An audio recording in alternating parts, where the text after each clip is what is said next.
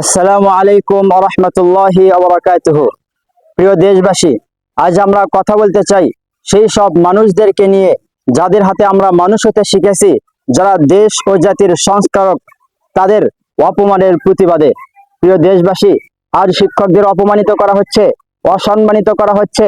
এমনকি আমাদের এই সোনার বাংলায় একটা ছাত্র ততটা ভয়ে থাকে না, ততটা আতঙ্কে থাকে না, যতটা ভয়ে একজন শিক্ষককে থাকতে হয়। শিক্ষককে অপমান করা মানে নিজের জীবনকে ধ্বংস করা।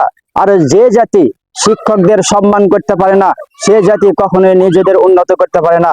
শিক্ষককে অপমান করা মানে আলোর উৎসের মধ্যে থুতু নিক্ষেপ করা। তাই আমরা স্পষ্ট ভাষায় বলতে চাই, যে বা যারা শিক্ষকদের অপমানিত করে, যে বা যারা শিক্ষকদের অসম্মানিত করে, যে বা যারা শিক্ষকদের গায়ে হাত তোলে, তারা দেশের শত্রু, তারা জাতির শত্রু, তারা এই বাংলার প্রজন্মের শত্রু, তারাই মূলত দেশদ্রোহী। আমরা যদি এই দেশকে বাঁচাতে চাই, আমরা যদি সুন্দর প্রজন্ম তৈরি করতে চাই, তাহলে অবশ্যই এই দেশের শিক্ষকদের সম্মান সুনিশ্চিত এবং নিশ্চিত করতে হবে এবং করতেই হবে।